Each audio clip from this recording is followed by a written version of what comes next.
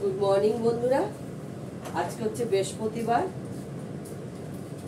অল্প করে একটু ঝিঙে আলু পোস্ত করব। পোস্তটা বেটে নিয়েছি আর একটু তেলে চাল দিয়ে দেবো খাওয়ার জন্য। কাঁচা লঙ্কা দিয়ে এটাকে বেটে নিয়েছি।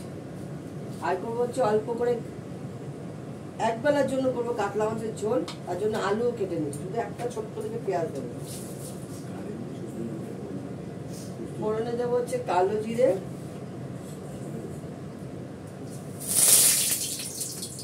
আর দেবো একটা শুকনো লঙ্কা। শুকনো লঙ্কা চিড়ে দিলাম। এর মধ্যে কাঁচা লঙ্কা দিয়ে বাটাই আছে পোস্ত। মাছের ঝোল, আলু পোস্ত, ঝিঙে দিয়ে আর পোস্ত বাটা আর বিউলির ডাল করা আছে, বিউলির ডাল।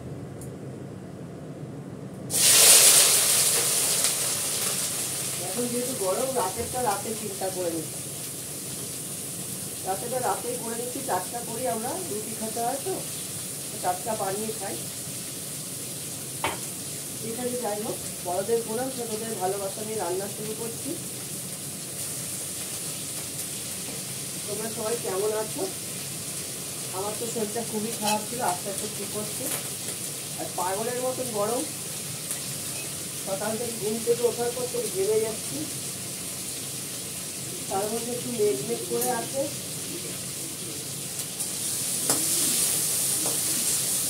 আমি ভালো করে আলুটা কষাবো, কষিয়ে একটু জল দিয়ে ঢাকা দিয়ে দেবো। যখন আলুটা হালকা সেদ্ধ হয়ে যাবে তখন পোস্ত বাটাটা দেবো। আগে পোস্ত বাটা দেবো না, তাহলে পোস্ত বাটা দিলে জলটা পুরো টেনে নেবে, কড়াতে পুরো পুড়ে যাবে। পোস্তটা ঠিক নামানোর আগে দিতে হয়। একটা কাঁচা লঙ্কা ভেঙে দেবো, এর মধ্যে জল দিয়ে তারপর দেবো। কাঁচা লঙ্কা ফাটে তো।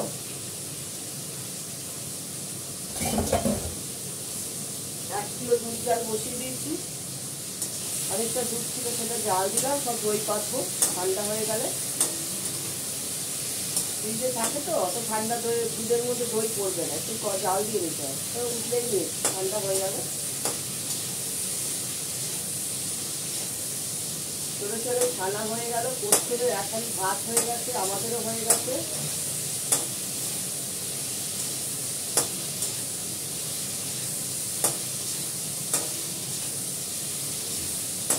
অল্প তেলে রান্না করছি যেহেতু গরম।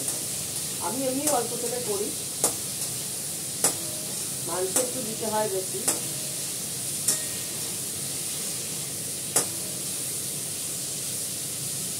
এবার আমি এতে করে জল দিয়ে দেবো। অল্প করে জল দিলাম, কেননা ঝিঙে থেকে জল বেরোয়। দুটো কাঁচা লঙ্কা দিয়ে দেবো এর মধ্যে।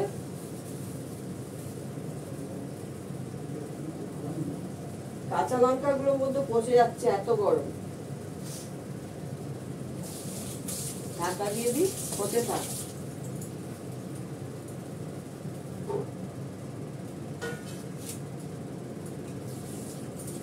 আলুটা ধুয়ে রাখলাম। একটা ছোট্ট থেকে পেঁয়াজ কেটে দেবো মাছের জন্য। দেখতে থাকো, দেখাচ্ছি। এবার করবো পোস্ত বাটাটা জাল দেবো। দেখো কি ঘামছে, এত গরম। আমি পোস্ত বাটাতেও কালো জিরে দেবো, কেননা আমার ঠান্ডা লেগেছে, কালো জিরে দিয়ে করবো। আর পোস্ত খুব ঠান্ডা, 1 নম্বর কথা, পোস্ত খুব ঠান্ডা। খাবো কিনা আমার সন্দেহ আছে, আমার ঠান্ডা প্রচন্ড লেগেছে। দীঘা থেকে ঘুরে এসে আমার খুব ঠান্ডা লেগে গেছে। আমি অন্য টাইপের পোস্ত বাটাটা জাল দেব। কালো জিরে দিলাম সর্ষের তেলের মধ্যে, কিছুটা পেঁয়াজ কুচি দেব। এই রেসিপিটা দেখে নাও, এটা খুব ভালো। পোস্ত বাটা আমরা ভ্যারাইটিস করতে পারি। আমরা যেমন বাঙালরা না, পোস্তর ভ্যারাইটিস করতে পারি। এটা আমার মার থেকে শেখা। আমার মা এরকম ভাবে করতো।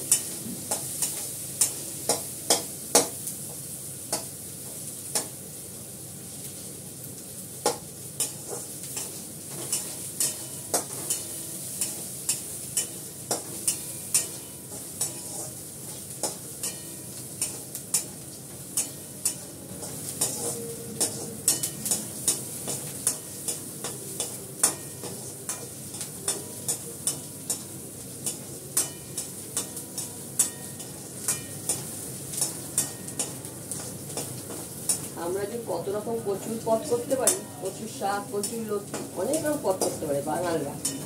বাঙালদের মা, আমার মার কাছ থেকে আমার সব শেখা, আমার মা, আমার শাশুড়ি মা, এদের থেকে শেখা।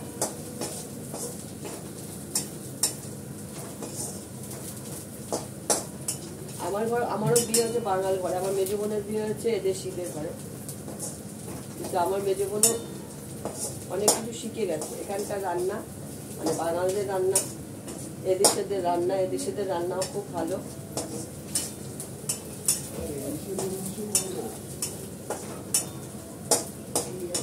এই পেঁয়াজটাকে ভালো করে লাল করে ভেজে নিলাম কালো জিরে দিয়ে, এবার পোস্তটা দিয়ে দেবো।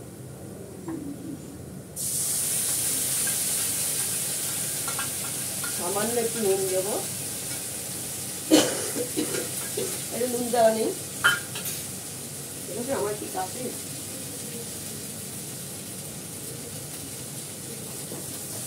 এটাকে জাল দিয়ে ভালো করে শুকিয়ে নেবো, তারপরে মাছের ঝোলটা বসাবো।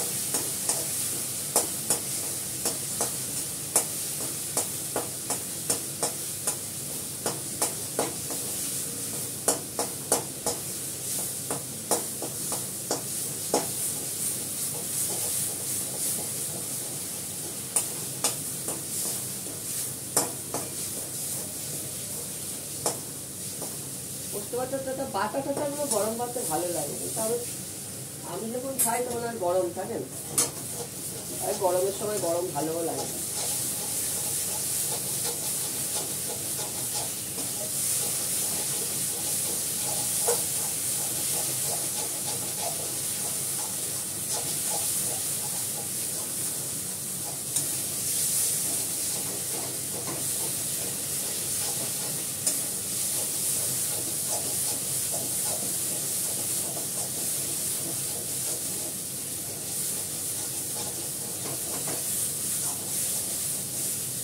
পোস্তটা জাল দিয়ে নিলাম কেন, আমার ঠান্ডা লেগেছে তো, তাহলে খেতে পারবো। পোস্ত খুব ঠান্ডা হয়, পেট ঠান্ডা রাখে।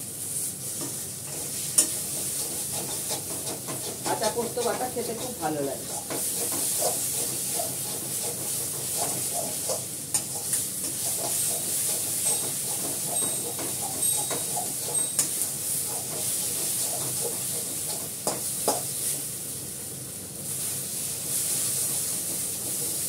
দেখো বন্ধুরা, হয়ে গেছে আমার পোস্তটা জাল দেওয়া।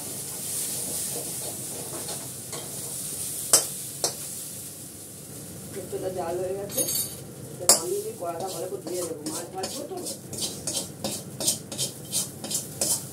মাছগুলো হয় সেটাকে কাটিয়ে নিচ্ছি ভালো করে।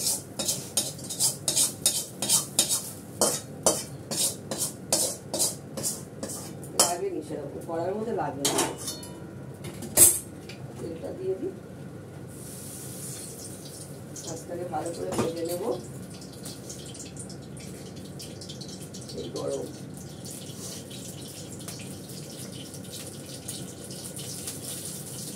মাছটা ভেজে নিই। মিস্টার দত্তর জন্য ভাত বেড়ে নিয়েছি, পোস্ত বাটা, লেবু, আলু সেদ্ধ, বিউলির ডাল কালকে করা ছিল, তো শেষ করে দিচ্ছি আজকে, বাড়ির পাতা দই, আর এই হচ্ছে আজকের আইটেম, আলু পোস্ত ঝিঙে দিয়ে, পোস্ত বাটা আর কাতলা মাছ আলু দিয়ে ঝিঙে দিয়ে করেছি। এটা আজকে আইটেম। এখন রাখি, তোমরা সবাই ভালো থেকো, যে যেখানে আছো, টাটা।